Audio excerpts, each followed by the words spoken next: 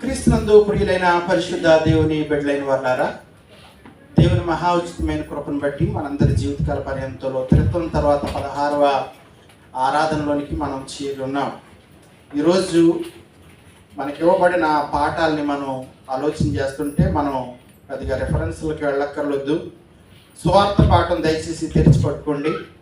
సువార్త పాఠం మార్కు సువార్త 8వ అధ్యాయము 27 నుంచి 34 నేను చదువుతున్నాను, ఒకసారి వినండి. మార్కు సువార్త 8వ అధ్యాయము 27 నుంచి 34 వచనాలను మనం ఆలోచన చేద్దాం. ఎందుకు ఈరోజు మనకి పాఠాలు ఇవ్వబడ్డాయో. మార్కు సువార్త 8:27. యేసు తన శిష్యులతో ఫిలిప్పుదైన కైసరియతో చేరిన గ్రామములకు బయలుదేరును. మార్గంలో ఉండగా నేను ఎవడనని జనులు చెప్పుకొనుచున్నారని తన శిష్యులను అడిగాను. అందుకు వారు, కొందరు బాప్టిస్మిచ్చి యోహాననియు, కొందరు ఏలియానియు, మరికొందరు ప్రవక్తల్లో ఒకడనియు చెప్పుకొనుచున్నారనిరి. అందుకైన మీరైతే నేను ఎవడనని చెప్పుకొనుచున్నారని వారిని అడుగగా, పేతురు, నీవు క్రీస్తు అని ఆయనతో చెప్పాను. అప్పుడు తన్ను గూర్చిన ఈ సంగతి ఎవరితోనూ చెప్పవద్దని ఆయన వారికి ఖండితముగా చెప్పాను. మరియు మనిషి కుమారుడు అనేక హింసలు పొంది పెద్దల చేతను, ప్రధాన యాజకుల చేతను, శాస్త్రుల చేతను ఉపేక్షింపబడి చంపబడి 3 దినములైన తర్వాత లేచుట అగత్యమని ఆయన వారికి బోధింపనారంభించాను. ఆయన ఈ మాట బహిరంగంగా చెప్పాను. పేతురు ఆయన చెయ్యి పట్టుకుని ఆయనను గద్దింపసాగాను. అందుకు ఆయన తన శిష్యుల వైపు తిరిగి వారిని చూచి, సాతానా, నా వెనుకకు పొమ్ము, నీవు మనుష్యుల సంగతులను మనస్కరించుచున్నావు గాని దేవుని సంగతులను మనస్కరింపకున్నావని పేతురును గద్దించాను. అంతటా ఆయన తన శిష్యులను జన సమూహమును తన యొద్దకు పిలిచి, నన్ను వెంబడింపగోరువాడు తను తాను ఉపేక్షించుకుని తన సిలువ ఎత్తుకుని నన్ను వెంబడింపవలెను.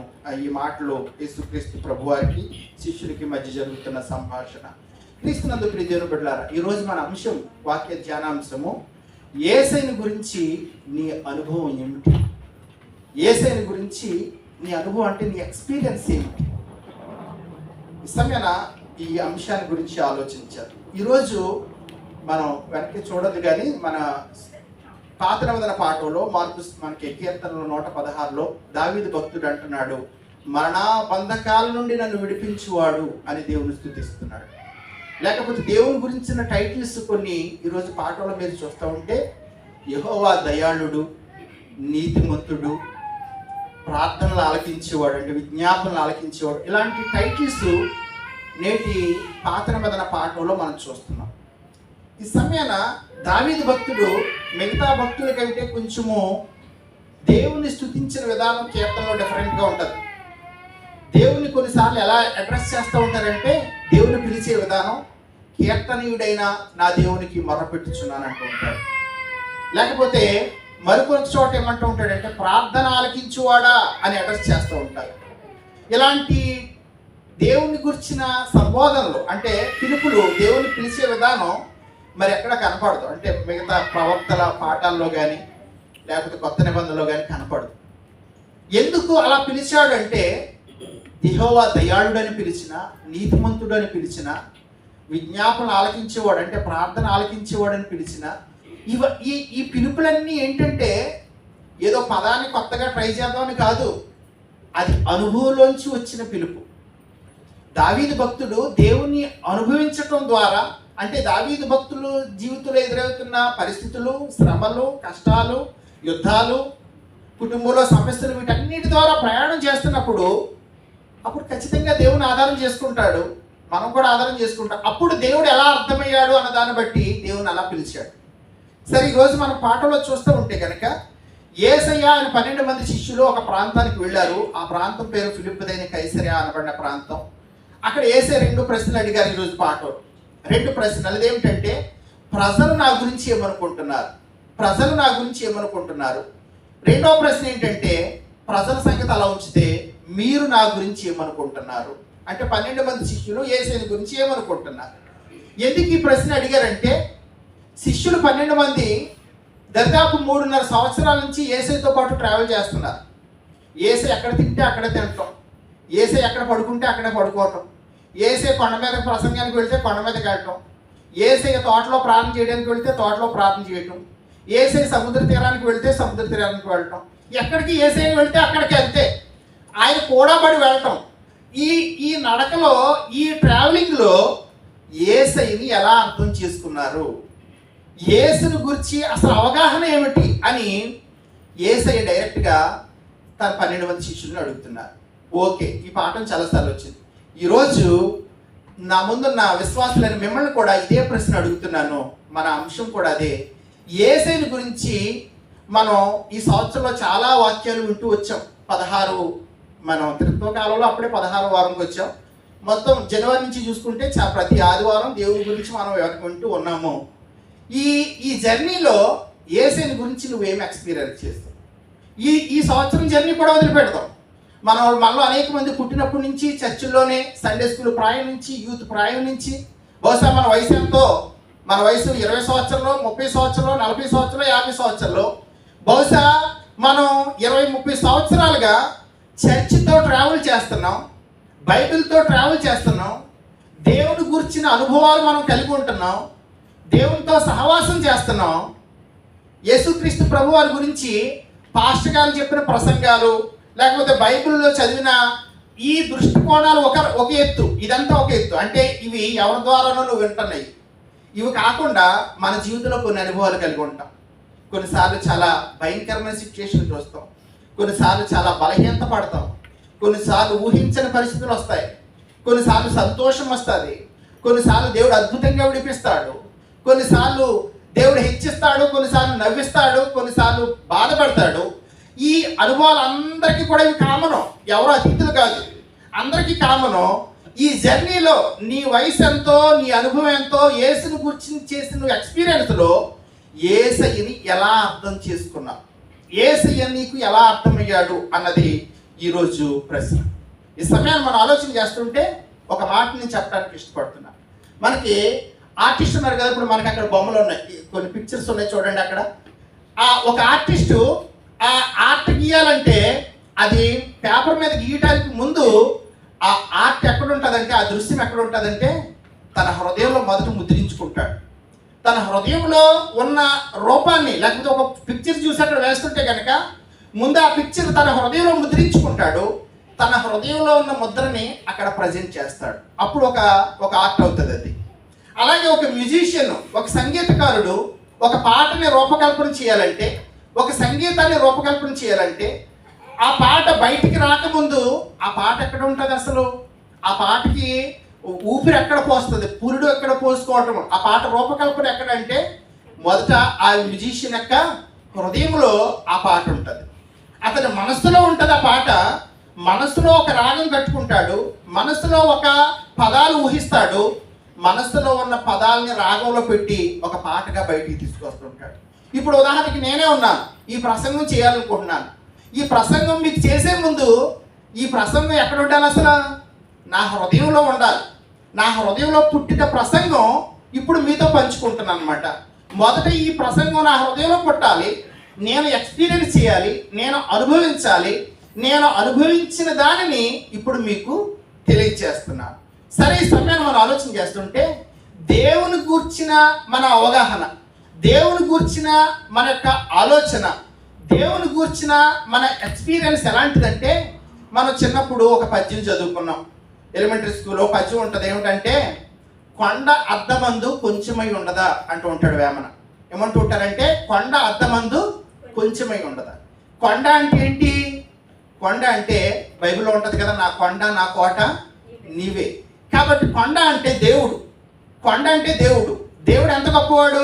కొండంత గొప్పవాడు, కొండంత స్ట్రాంగ్, కొండంత పెద్దవాడు. కానీ ఇంత పెద్ద కొండ అద్దంలో ఎంతలా కనపడుతుంది? అద్దంలో చాలా చిన్నగా కనపడుతూ ఉంటుంది. అద్దంలో చాలా చాలా పిక్చర్ చాలా తక్కువగా కనపడుతూ ఉంటుంది. ఈ సమయాన్ని మనం ఆలోచన చేస్తుంటే కొండంత దేవుణ్ణి మనం చూస్తున్న అర్థం ఏమిటంటే, మన మనసే ఒక అర్థం అనమాట. మన మనసే ఒక అర్థం. అర్థం అంటే మన మనసు. అర్థం అంటే ఇంకొక భాష ఏంటంటే మన మానవ జ్ఞానం. మన మానవ జ్ఞానంతో కొన్నిసార్లు దేవుని ఊహిస్తూ ఉంటాం. అర్థం అంటే మన అనుభవం. మన అనుభవంలోంచి యేసుక్రీస్తు ప్రభు ఏమై ఉన్నాడో ఆలోచన చేస్తూ ఉంటాం. కొన్నిసార్లు అర్థం అంటే మన మేధస్సు. మన మేధస్సు అంటే మన యొక్క డిగ్రీలో, లేకపోతే మన యొక్క క్వాలిఫికేషను, మన యొక్క పాండిత్యము. దీన్ని బట్టి దేవుడు ఇదై ఉన్నాడు అని మనం మనం మన సాక్ష్యం ఇస్తూ ఉంటాం, ప్రజెంట్ చేస్తూ ఉంటాం. కాబట్టి ఈ సమయాన యేసుక్రీస్తు ప్రభు ఫిలిప్పుదైన కైసర ప్రాంతానికి వెళ్ళినప్పుడు నా గురించి మీరు ఏమనుకుంటున్నారయ్యా అన్నప్పుడు 11 మంది శిష్యులు ఏమనుకుంటున్నారంటే మనకలాగానే ఆలోచన చేస్తున్నారు.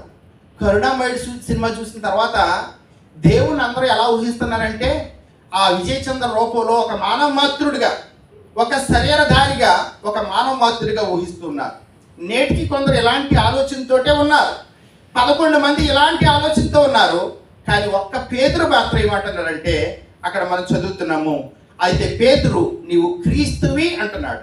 నీవు క్రీస్తువి. అసలు యేసు క్రీస్తు అనే మాట మనం చాలా ఈజీగా చదివేస్తాం, కానీ అది చాలా మర్మవ్యక్తమై ఉన్నది. పేతురు పలికిన నీవు క్రీస్తువి అన్న మాటకి అర్థం ఏమిటంటే, క్రీస్తు అన్న పదం గ్రీకు పదం, క్రీస్తు అన్న పదం గ్రీకు పదం. అదే మెస్సియా అన్న పదం హెబ్రీ భాషకి సంబంధించిన పదం. హెబ్రీ భాషలోనేమో మెస్సియా, గ్రీకు భాషలోనేమో క్రీస్తు. అయితే ఇక్కడ విషయం ఏమిటంటే మెస్సియా అని ఇక్కడ పేతురు ఇచ్చిన స్టేట్మెంట్ ఏమిటంటే, ఇక్కడ క్రీస్తు అని ఉంది కానీ కింద అభిషక్తుడు అని ఉంది. అభిషక్తుడు అనగా మెస్సియా. మెస్సియా పాత నిబంధన కాలం నుంచి కూడా యూదులు ఎవరి కోసం ఎదురు చూస్తున్నారంటే, మెస్సీ కోసం ఎదురు చూస్తున్నారు. మెస్సీ రాబోతున్నాడని పాత నిబంధనలో డైరెక్ట్గా ఉంది, దానియేలు గ్రంథంలో కూడా ఉంది. మనకి ఇంకా రెఫరెన్స్లు ఎక్కువైపోతాయి. కాబట్టి దేవుడి కోసం అంటే యూదులు అందరూ కూడా మెస్సీ కోసం ఎదురు చూస్తున్నారు. మెస్సీ వస్తాడు, మమ్మల్ని కరుణిస్తాడు, మమ్మల్ని విడిపిస్తాడు, పాప బంధకాల నుంచి తప్పిస్తాడు, ఆయన రాజ్యం చేస్తాడు, ఆయన రాజుగా వస్తాడని మెస్సీ కోసం ఎదురు చూస్తున్నారు. కాబట్టి ఒక్క పేతురు మాత్రం యేసు ప్రభువుని సరిగా అర్థం చేసుకుని నువ్వు మెస్సియవి అని చెప్పాడు. ఈ సమయాన్ని మనం ఆలోచన చేస్తూ ఉంటే చూడండి, అప్పుడు యేసుక్రీస్తు ప్రభు వారు అంటున్నారు, సబాష్ అయితే అని చెప్పి నీకు పరలోక రాజ్యం తాళం చెవులిస్తాను, నీ విశ్వాసం మీద సంఘాన్ని కడతానని చెప్పడంతో పాటు ఇంకొక మాట చెప్పారు. అదేంటంటే ఇదిగో ఈ సంగతి ఇంకెవరికి కూడా చెప్పొద్దు అని. ఈ సంగతి ఇంకెవరికి కూడా చెప్పొద్దు. ఈ మాట కొంచెం జాగ్రత్తగా గుర్తుపెట్టుకోండి. క్రీస్తు మెస్సీ అనే మాట మీరు ఇంకా బైబిల్లో ఎదిగిన తర్వాత దాని ఇంకా మర్మయుక్తమైన విషయాలు మనం తెలుసుకోవచ్చు. అయితే ఈ సమయాన యేసయ్యను గురించి పేతురు ఎక్స్పీరియన్స్ చేశాడు కదా. అసలు వాళ్ళిద్దరు మొదటి కలయికలోనే పేతురు దోని నిండా చేపలు పడిపోయినప్పుడు, అసలు రాత్రంతా చేపలు పట్టాడు కదా, పడవో తెల్లారి యేసుప్రభు మాట చొప్పున వలేస్తాడు గల్లై తీరంలో. అప్పుడు నిండగా పడిపోయినప్పుడు పేతురు దగ్గర వెంటనే ఏం చేశాడు, పేతురు యేసే దగ్గర మోకరించి నేను ప్రాపిని ప్రభు నన్ను వదిలిపెట్టి వెళ్ళిపో అన్నాడు. అప్పుడే ఫస్ట్లోనే. అప్పటి నుంచి యేసయ్య గురించి ఈయనెవరో మానవ మాత్రుడు కాదు, ఈయనెవరో చాలా ప్రత్యేకమైన వాడు అన్న కోణంలో పేతురు చూశాడు. కాబట్టి ఇదిగో యేసు ప్రభు ఇంకా సిలువకి దగ్గర అవుతున్న సందర్భంలో ఏమన్నాడంటే, నువ్వు మా కోసం వచ్చిన మెస్సీవి, నువ్వు క్రీస్తువి అని చెప్పాడు. అయితే ఇంతలా ఎక్స్పీరియన్స్ చేసిన పేతురే తర్వాత కొన్ని రోజులకి ఏమైపోయిందంటే, చూడండి మనం గత వారంలో కొన్ని వారాల క్రితం వాక్యం ఆలోచన చేస్తాం. యేసుక్రీస్తు ప్రభు వారు ఒక సందర్భంలో ఏమంటారంటే యోహాను సువార్తలో, ఇదిగో మీరు నా శరీరాన్ని తిని నా రక్తం త్రాగితేనే కానీ మీరు నాతో ఉన్నవారు కాదు, నాతో పాలిభాగస్తులు కాదు అంటే కొంతమంది శిష్యులు ఆయన విడిచిపెట్టి వెళ్ళిపోయారు. 70 మంది శిష్యులు, ఏంటి ఈయన శరీరాన్ని తినడం ఏంటి, ఈయన మనిషిని చంపుకుని తినమంటున్నాడా, ధర్మశాస్త్రం వ్యతిరేకంగా పనిచేయమంటున్నాడా, ఈయన చెప్పేది ఏంటి, ఈయన బోధ ఏంటి, అసలు ఈయన దైవ కుమారుడు అంటున్నాడు, పైగా దేవునికి విరుద్ధంగా మాట్లాడుతున్నారని 70 మంది శిష్యులు విడిచిపెట్టి వెళ్ళిపోయారు. అప్పుడు యేసు ఏమంటారంటే 6వ అధ్యాయం చివరిలో, మీరు కూడా నన్ను విడిచిపెట్టి వెళ్ళిపోవాలనుకుంటున్నారా అంటారు 12 మందిని. మీరు కూడా నన్ను విడిచిపెట్టి వెళ్ళిపోవాలనుకుంటున్నారంటే అప్పుడు పేతురు ముందుకు వచ్చి అంటూ ఉంటాడు. ఇప్పుడు కూడా పేతురు ముందుకు వచ్చేస్తూ ఉంటాడు, అందరికంటే ఎక్కువగా మాట్లాడేస్తాం. కాబట్టి పేతురు అంటూ ఉంటాడు, ప్రభువా నిన్ను విడిచిపెట్టి మేము ఎక్కడికి వెళ్తాం, అసలు నిన్ను విడిచిపెట్టి మేము ఈ లోకంలోకి వెళ్ళటానికి కాదు నిన్ను వెంబడిస్తున్నది, నిన్ను ఫాలో అవుతున్నది మాకు కష్టం వస్తేనో బాధ వస్తేనో ఈయనేం దేవుడు ఈయనేం బోధకుడు అని విడిచిపెట్టి వెళ్ళిపోవడానికి కాదు. కష్టమైన నష్టమైన చావైనా బ్రతుకైనా ఆనందమైన ఏదైనా సరే మా జీవితాంతం నీతోనే అని చాలా గొప్పగా స్టేట్మెంట్ ఇచ్చాడు. ఆ ఒకటి తర్వాత కూడా ఈ స్టేట్మెంట్ అయిన తర్వాత నువ్వు క్రీస్తు మెస్సయ్య అన్న తర్వాత వచ్చిన మనం లోకాసు వార్తలో చూస్తూ ఉంటే కనుక ఒక మాట అంటూ ఉంటాడు యేసయ్య, ఇదిగో మీరందరూ నన్ను విడిచిపెట్టి వెళ్ళిపోయే గడియ రాబోతుంది అని చెప్తూ ఉంటారు. యేసయ్యకి అన్నీ తెలుసు కదా, కాలాలు సమయాలు తెలుసు కాబట్టి నన్ను అందరూ విడిచిపెట్టి వెళ్ళిపోతారు అని చెప్పినప్పుడు పేతురు అంటూ ఉంటాడు చేపట్టుకుని, ప్రభువా అది నీకెన్నడూ దూరం అవును గాక, నీతో కూడా మరణమైనా సరే ఏమైనా సరే నేను మాత్రం ఎవరు విడిచిపెట్టినా నేను విడిచిపెట్టను అన్నాడు కదా పేతురు. ఈ విషయం మీకు తెలుసు కదా అందరికీ కూడా, రేపు చెప్పట్లేదు. ఇంత గొప్ప స్టేట్మెంట్ ఇచ్చిన పేతురు ఆ తర్వాత కొన్ని గంటలకు లేకపోతే కొన్ని రోజులకి యేసయ్యని ఇస్కరియోతు యోధ ముద్దు పెట్టుకున్నాడు. సంకెళ్ళు వేశారు, సైనికులు వచ్చారు, తీసుకెళ్తున్నారు. సమాజ మందిరపు అధికారికి తీసుకెళ్తున్నప్పుడు అప్పుడు పేతురు వెనక్కగా ఆఖరిని ఎక్కడో వెంబడించాడు. ఒక చలిమంట వేయబడింది. చలిమంట వేయబడిన తర్వాత అక్కడ కొంతమంది గుంపు కూర్చున్నారు. అందులో ఒక చిన్న బిడ్డ వచ్చి, ఒక చిన్న పాప, ఏ పేతురు, నువ్వు కూడా ఆయనతో ఉన్నావు కదా, నువ్వు అక్కడ ప్రసంగం చేసినప్పుడు మా మమ్మీతో వచ్చాను, నేను చూశానంటే. పేతురు ఏమన్నాడు? చేసా నేను కాదే, నేను కాదు, నువ్వెవరినో చూసుంటావు అన్నాడా లేదా? లేదు. ఈలోగా ఇంకో సైనికుడు వచ్చాడంట. సైనికుడు వచ్చి, లేదు నువ్వు కూడా ఆయనతో ఉన్నావు, మేము చూసావు, చాలాసార్లు నువ్వు కనపడ్డావు అంటే, లేదు నేను ఆయన కాదు, నేను ఒట్టు పెట్టుకుంటున్నాను. మళ్ళీ ఇంకొక వ్యక్తి వచ్చి, లేదు నువ్వు చాలాసార్లు చూసాం కాబట్టి మరింతగా శపించుకున్నాడు. ఎవరు? నువ్వు క్రీస్తువి, నువ్వు మెస్సీ అన్న పేతురు, నిన్ను మరణమైనా విడిచిపెట్టనన్న పేతురు మరి కొన్ని రోజులకి తన యొక్క స్టాండ్ను మార్చుకున్నాడు. తన అభిప్రాయం మార్చుకోలేదు, కానీ ప్రాణ భయమో లేకపోతే అక్కడ ఉన్న సిచ్యుయేషను డిమాండ్ చేసింది, నేను ఆయనతో లేను, నన్ను దయచేసి నమ్మండి, నేను ఆయన కాదు, మీరు చూసింది నన్ను కాదని ఒక చిన్న బిడ్డ ముందు, అది కూడా చిన్న బిడ్డ ముందు బొంకాడు, అబద్ధం ఆడాడు. ఈ మాటలు నేను ఎందుకు చెప్తున్నానంటే, ఈరోజు మన యొక్క పత్రిక పాఠంలో యాకోబు పత్రిక 3వ అధ్యాయము 10వ వచనంలో ఒక మాట రాయబడింది. దయచేసి చదవండి. యాకోబు పత్రిక 3వ అధ్యాయము ఒక్క నోట నుండి ఆశీర్వచనమును శాపవచనమును బయలువెళ్ళును. నా సహోదరులారా, ఇలా ఉండకూడదు. అమ్మా, నీటి పుగ్గలో ఒక్క జల నుండి తీయని నీరును చేదు నీరును ఊరునా. నా సహోదరులారా, అంజూరపు చెట్టున ఒలీవ పండ్లైనను ద్రాక్ష తీగన అంజూరపు పండ్లైన కాయన అటువలనే ఉప్పు నీళ్ళ నుండి తీయ నీళ్ళు వరవు. మంచినీళ్ళ బావి అంటూ ఉంటారు. ఊర్లో మంచినీళ్ళ బావి అని ఒకటి ఉంటుంది, లేకపోతే మంచిది కాని నీళ్ళ బావికి వేరే ఉంటూ ఉంటుంది. ఆ నీళ్ళు మంచివి కాదండి. కానీ ఒక్క నూతిలోనే మంచి నీళ్ళు ఒకసారి, చెడ్డ నీళ్ళు ఒకసారి ఊరం. అయితే మంచి నీళ్ళు, లేకపోతే చెడ్డ నీళ్ళు. కానీ సమయం మనం ఆలోచన చేస్తుంటే మన యొక్క బిహేవియర్, మన ప్రవర్తన, మన మాటలు ఎలా ఉంటాయంటే కొన్నిసార్లు మంచిగా ఉంటాయి, కొన్నిసార్లు చాలా చాలా చెడుగా ఉంటాయి. ఒక రాజుగారి దగ్గర ఒక మంత్రి గారు, చాలా నమ్మకమైన మంత్రి గారు ఉన్నారంట. రాజుగారికి మంత్రిని ఎప్పుడు నమ్మకమైన పెట్టుకుంటూ ఉంటారు. సరే, ఒక రోజున రాజుగారు ఏమన్నారంటే మంత్రి గారిని పిలిచి, మన రాజ్యం ఎలా ఉందో చూసిరా, మన రాజ్యంలోని ప్రజలు ఎలాంటి పరిస్థితుల్లో ఉన్నారో చూసిరా అంటే, అప్పటికి ఈ రాజుగారి ఇంట్లో అంతా చాలా చక్కగా బాగుందన్నమాట, సుఖ సంతోషాలతో ఉన్నారు, అంత సమాధానంగా ఉంది. కాబట్టి మంత్రి గారు వెళ్ళారు పర్యటనకి. పర్యటనకు వెళ్ళి అక్కడ ఇక్కడ తిరిగి మొత్తం అంతా తిరిగి వచ్చి ఒక 6 రోజులు 6 రోజులు తిరిగి వచ్చి రిపోర్ట్ తీసుకొచ్చాడు. అయ్యా, ప్రజలందరూ సుఖ సంతోషాలతో ఉన్నారు, అందరూ మీ పరిపాలించి గొప్పగా చెప్పుకుంటున్నారు, చాలా బాగుంది రాజ్యం అన్నారు. సరే అనుకున్నాడు రాజుగారు, సంతోషించారు. మళ్ళా 4 రోజుల తర్వాత మళ్ళీ పంపించారు అదే మంత్రి గారిని, మళ్ళీ అదే రాజుగారు పంపించారు. మళ్ళా రాజ్యం ఎలా ఉందో చూసిరా, 4 రోజులు అయింది కదా అని. ఇప్పుడు మంత్రి గారి ఇంట్లో పరిస్థితులు బాగాల, అందరూ డిసీజ్తో ఉంటున్నారు, కష్టంలో ఉన్నారు, దుఃఖంలో ఉన్నారు, సమాధానం లేదు. కాబట్టి ఇప్పుడు వెళ్ళారు మంత్రి గారు. ఇప్పుడు కూడా మళ్ళీ ఒక 6 రోజులు తిరిగి వచ్చారు. తిరిగి వచ్చిన తర్వాత చెప్పిన మాట ఏమిటంటే, అయ్యా, రాజ్యులు ఎవరో సుఖ సంతోషాలతో లేరు, అందరూ కూడా కష్ట నష్టాలతో ఉన్నారు, బాధలతో ఉన్నారు, వ్యాధులతో ఉన్నారు అని రిపోర్ట్ తీసుకొచ్చాడంటే మంత్రి. చూడండి, అదే రాజు, అదే మంత్రి, అదే రాజ్యం. ఏంటి 4 రోజులకి ఇప్పటికి తేడా అంటే, ఆయన ఇంట్లో ఉన్న సిచ్యుయేషన్ బట్టి ఆయన కన్ను చూస్తుంది అనమాట. ఆయన కన్ను ఎలా చూస్తుందంటే, ఆయన ఇంట్లో సిచ్యుయేషన్ చాలా సంతోషంగా, ఆనందంగా, తొలతూగుతూ ఉన్నప్పుడు అతని కంటికి ఎవరు కనపడ్డారంటే, అందరూ నవ్వుతూ ఉన్న వాళ్ళే కనపడ్డారు, అందరూ మంచిగా ఉన్న వాళ్ళే కనపడ్డారు, అందరూ రాజుగారు ఆహావోహ అన్న వాళ్ళు కనపడ్డారు. కానీ ఒక 4 రోజుల తర్వాత ఆ ఇంట్లో పరిస్థితులు మారిపోయాయి. ఇంట్లో వాళ్ళు ఇబ్బందిగా ఉన్నారు, ఇంట్లో వాళ్ళు దుఃఖంతో ఉన్నారు, నానా బాధలతో ఉన్నారు. ఇప్పుడు వెళ్ళారు పర్యటనకి. ఇప్పుడు వెళ్ళినప్పుడు ఎవరు కనపడుతున్నారంటే, నవ్వుతో ఉన్న వాళ్ళకంటే ఎక్కువ ఎవరు కనపడ్డారంటే బాధతో ఉన్నవాళ్ళు కనపడుతున్నారు, అనారోగ్యాలతో ఉన్నవారు కనపడ్డారు, డిసీజ్తో ఉన్నవారు కనపడ్డారు. కాబట్టి ఈ సమయాన్ని 4 రోజుల తర్వాత, అయ్యా, మీ పరిపాలన గురించి అందరూ తిట్టుకుంటున్నారు అయ్యా, ఎవరికి కూడా సరైన పరిస్థితులు అందట్లేదని ఆ యొక్క మంత్రి గారు రిపోర్ట్ తీసుకొచ్చాడు. ఈ సమయాన్ని మనం ఆలోచన చేస్తుంటే కనుక, నిన్ను విడిచిపెట్టను, మరణమైనా సరే నన్ను ఏది కూడా వేరు చేయలేదు అన్న ఆ పేతురే కొన్ని రోజుల తర్వాత ఏమని స్టేట్మెంట్ ఇస్తున్నారంటే యేసు ప్రభుని గురించి, నేను ఆయన ఎరగనమ్మా, నేను ఎప్పుడు చూడలేదమ్మా, ఆయన ఇప్పుడు ట్రావెల్ చేయలేదు, అసలు ఆయన ఎవరో నాకు తెలియదు, నన్ను ఎవరు చూసేది.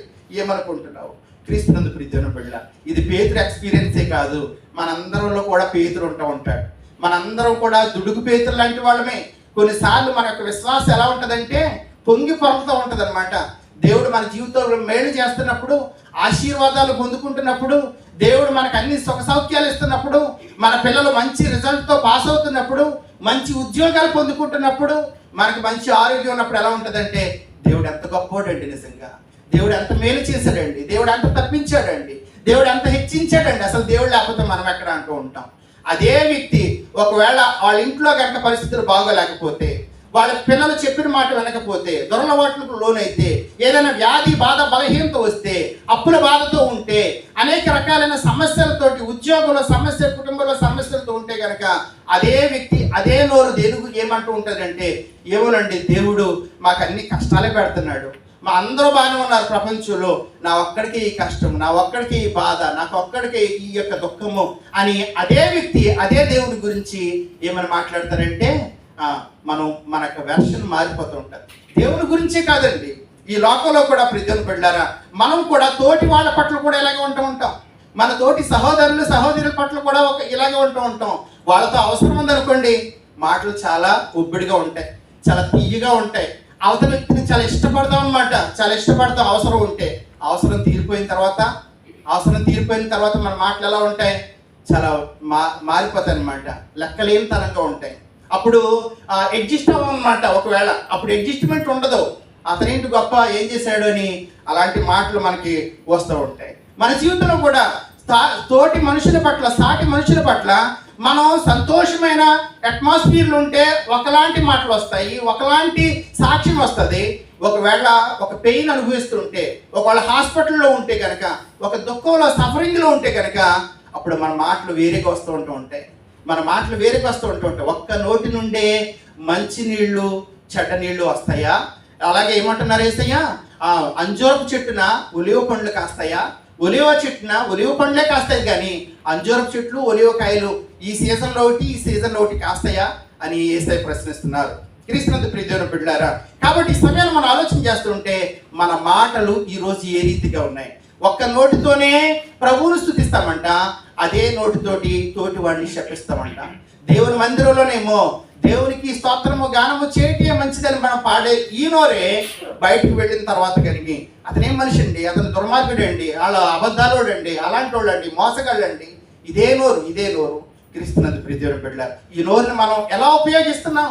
కాబట్టి ఈ సమయాన పేతురు ఈ విషయంలో ఒకవేళ మీరు ప్రశ్నించవచ్చు. ఏమని ప్రశ్నించవచ్చు అంటే, పేతురు మిగతా 11 మంది గుర్తించలేకపోయారు, ఐడెంటిఫై చేయలేకపోయారు, యేసుని రికగ్నైజ్ చేయలేకపోయారు. కానీ పేతురు ఐడెంటిఫై చేశాడు కదా, నువ్వు మెస్సీవే అని ఐడెంటిఫై చేశాడు.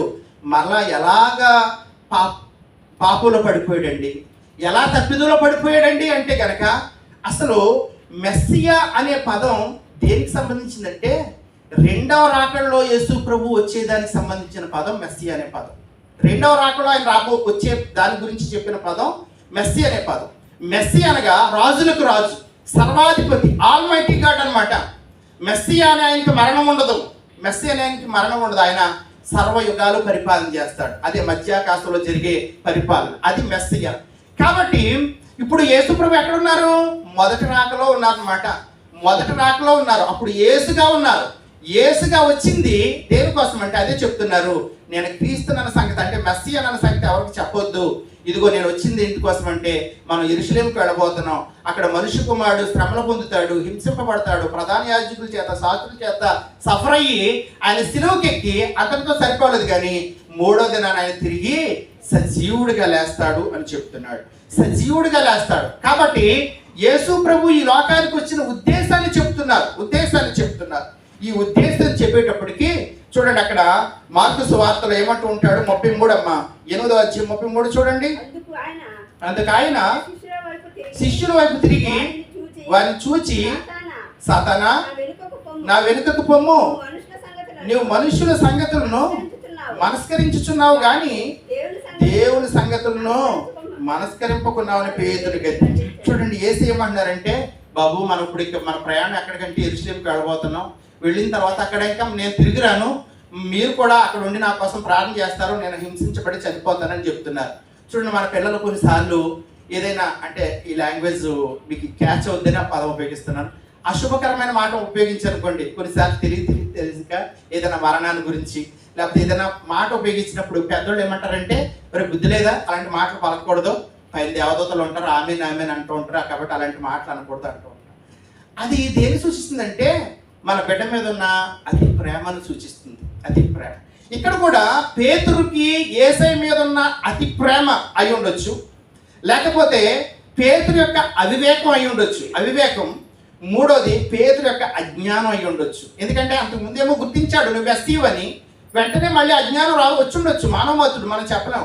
కాబట్టి చేయబట్టుకుని అదేంటి ప్రభువా నువ్వు చనిపోతానికి వెళ్తానంట అంటావేంటి, నువ్వు చనిపోకూడదు అని వెంటనే ఒక పెద్దవాడిగా ఏం చేస్తున్నాడంటే పేతురు గద్దిస్తున్నాడు, మందలిస్తున్నాడు. క్రీస్తునందు ప్రియమైన బిడ్డ, అయితే యేసయ్య అంటున్నారు, నువ్వు మానవ రీతిగా ఆలోచన చేస్తున్నావు, మానవ ప్రేమతో మానవ కోణంతో ఆలోచన చేస్తున్నావు, కానీ దేవుని యొక్క చిత్తము, దేవుని యొక్క ఉద్దేశాన్ని నువ్వు ఐడెంటిఫై చేయట్లేదని యేసుక్రీస్తు ప్రభువారు గద్దిస్తున్నట్లుగా మనం చూస్తున్నాం. క్రీస్తునందు ప్రియమైన బిడ్డలారా, యేసుక్రీస్తు ప్రభువుని ఈ పరిశుద్ధ గ్రంథం ద్వారా మనం అర్థం చేసుకోవడానికి ఇది ఒక సాధనం. అంతేగాని మన ఎక్స్పీరియన్స్ ద్వారా యేసు ప్రభుని అర్థం చేసుకోవడానికి ప్రయత్నం చేయాలి. ఇక్కడ ఒక విషయం చెప్పడానికి ఇష్టపడుతున్నానండి. ప్రపంచంలో ఐన్స్టీన్ అనబడిన శాస్త్రవేత్తని చాలా గొప్ప శాస్త్రజ్ఞుడిగా ఆయన్ని గౌరవిస్తూ ఉంటుంది ప్రపంచం. ఎందుకంటే ఐన్స్టీన్ చాలా జ్ఞాని, అలాంటి ప్రపంచ జ్ఞాని, అనేకమైన పరిశోధనలు చేసిన వాడు, అనేకమైన ఆవిష్కరణ చేసిన వాడు ఈ బైబిల్ని ముందు పెట్టుకుని, ఈ బైబిల్లో యేసు ప్రభు రాకడ ఎప్పుడో నేను లెక్క కడతాను, అంచనా వేస్తానని ఈ బైబిల్ ముందు పెట్టుకుని దానియేలు గ్రంథం, యెహెజ్కేలు గ్రంథం, ప్రకటన గ్రంథం, వీరెండిటి మీద, ఈ మూడింటి మీద స్టడీ చేసి ఇంచుమించు 3 నెలల పాటు అనుకుంటే బహుశా స్టడీ చేసి 3 నెలలు అయిన తర్వాత ఏం తేల్చాడంటే, ఈ బైబిల్ గ్రంథం, నేను లోకం విషయంలో జ్ఞానిని కానీ ఈ యేసు ప్రభు ఎప్పుడు వస్తాడో చెప్పేంతటి జ్ఞానం మాత్రం నాకు లేదు, నాకు ఏమాత్రం కూడా దీన్ని నేను అర్థం చేసుకోలేకపోయాను అని చెప్పాడు. ఎవరో నాలాంటి సామాన్యమైన పాస్టర్ గారు కదండి, ఐన్స్టీన్ అనబడి ఆయన చెప్పాడు. కాబట్టి ఈ సమయాన యేసుక్రీస్తు ప్రభువుని గురించి అసలు మనకు తెలిసిందంతా ఇలా చెప్పుకున్నట్లుగా అద్దంలో కొండను చూసి మన దేవుడు కూడా మన కళ్ళ ముందు మన పాస్టర్ గారు కనబడుతూ ఉంటారు, యేసే కూడా పాస్టర్ గారు లాంటి వాడే అనుకుంటూ ఉంటాం. పాస్టర్ గారి మీద అలిగినట్టే యేసే మీద కూడా అలుగుతూ ఉంటాం. పాస్టర్ గారి మీద గొణుక్కున్నట్టే యేసే మీద కూడా గొణుక్కుంటూ ఉంటాం. పాస్టర్ గారి మీద కోపతాపాలు చూసినట్టే యేసు ప్రభు మీద కూడా, అంటే మన యొక్క హ్యూమన్ బాడీ, హ్యూమన్ మైండ్ తోటి ఇలా చెప్తున్నానని నాకేదో తెలుసు అనుకోకండి, నేను కూడా పాస్టర్ గారినైనా మానవ మాత్రుడిని, పరిమితమైన జ్ఞానంతో యేసైని ఊహిస్తూ ఉంటాం. అయితే యేసై వచ్చింది మరణించడం కోసమే. అయితే ఇందాక ఒక విషయం ఆలోచన చేయండి, యేసుక్రీస్తు ప్రభువు యేసుగా అప్పుడు వచ్చాడు, అప్పుడు మరణించడానికి వచ్చాడు. ఆ అవతారం మన పాపాల కోసం మరణించే అవతారం. అయితే ఇప్పుడు తర్వాత వచ్చిన వాళ్ళు యేసు ఏమంటున్నారంటే, రెండవ రాకడలో ఆయన మెస్సీగా రాబోతున్నారు. ప్రకటన గ్రంథంలో చెప్పినట్లుగా రాజులకు రాజు, ప్రభువులకు ప్రభుగా ఉంటారు. అయితే దానికి ముందు మనం చేయవలసిన పని ఏంటంటే, అంతటితో అయిపోలేదు కానీ 34 వచ్చిన చూడండి, మార్కు సువార్త ముగించుకుందాం. మార్కు సువార్త 8:34. అంతటా ఆయన తన శిష్యులను, జన సమూహమును తన యొద్దకు పిలిచి, నన్ను వెంబడింపగోరు వాడు తన్ను తాను ఉపేక్షించుకొని తన శిలువను ఎత్తుకొని నన్ను వెంబడిపోను. క్రీస్తునందు ప్రియమైన బిడ్డ, ఇది యూనివర్సల్, డినామినేషన్ తో సంబంధం లేదు ఇక్కడ, లేకపోతే ప్రాంతంతో సంబంధం లేదు. కొన్ని చర్చిలు డినామినేషన్లుగా మిగిలిపోతున్నాయి, కొన్ని చర్చిలు ఒక ప్రాంతానికి పరిమితం అవుతూ ఉంటాయి, కొన్ని చర్చిలు వాళ్ళ ఇంటికి మాత్రమే పరిమితం అవుతూ ఉంటాయి.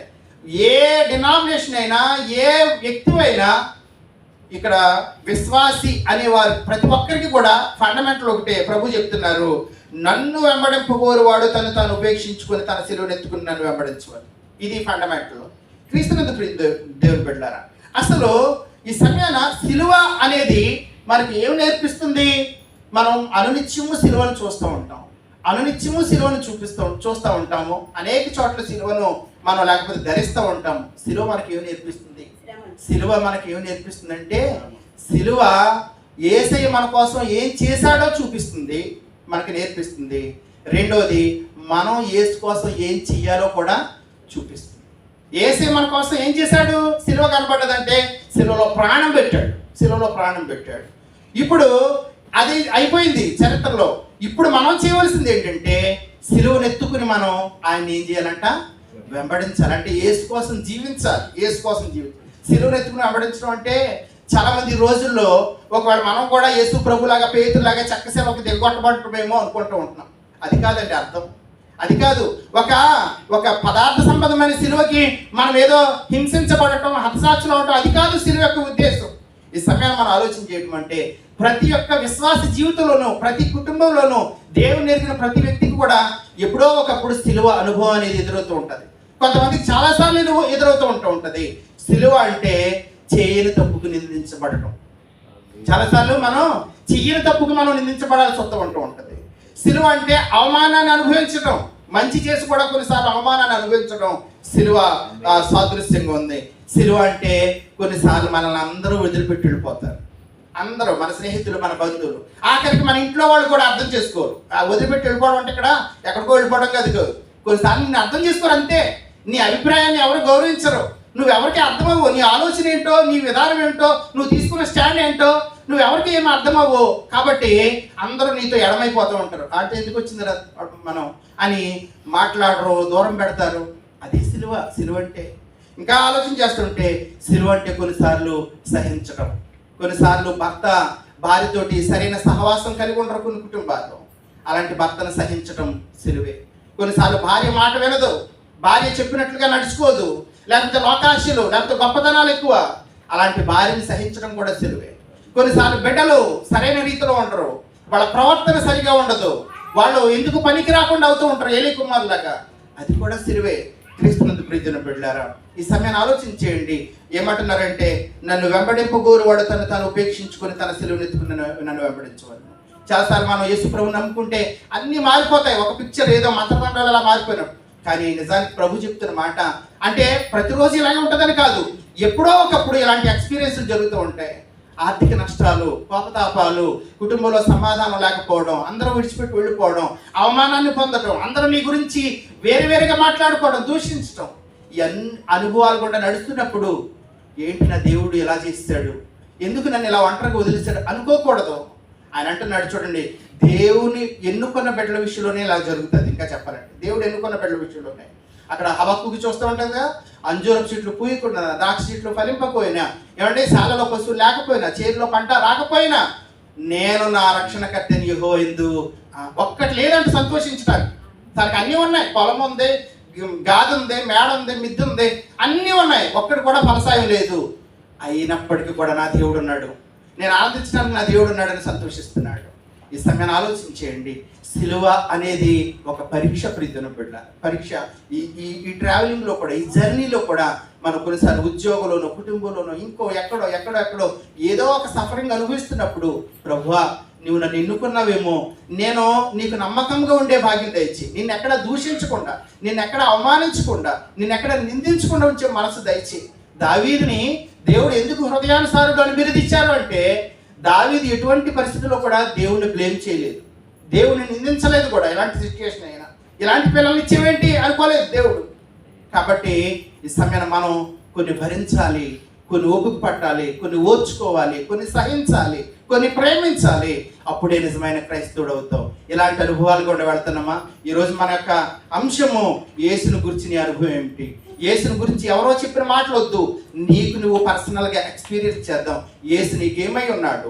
యేసు నీకు కాపరా, రాజా, గురువా, తండ్రా, తల్లా, స్నేహితుడా, అన్నయ్య, తమ్ముడా, నువ్వు ఏ అనుబంధం కలిగి ఉన్నావో ఆ అనుబంధంలో యేసుని ఆరాధించడానికి పరిశుద్ధాత్మ దేవుడు కూడా వచ్చిన మీ అందరికీ తన కృపా సహాయం అనుగ్రహించి నడిపించును గాక. ఆమేన్. సమస్త జ్ఞానం మించిన దేవుని సమాధానము యేసు క్రీస్తుల మీ హృదయంకు తలుపులకు కావాలంటాడు గాక.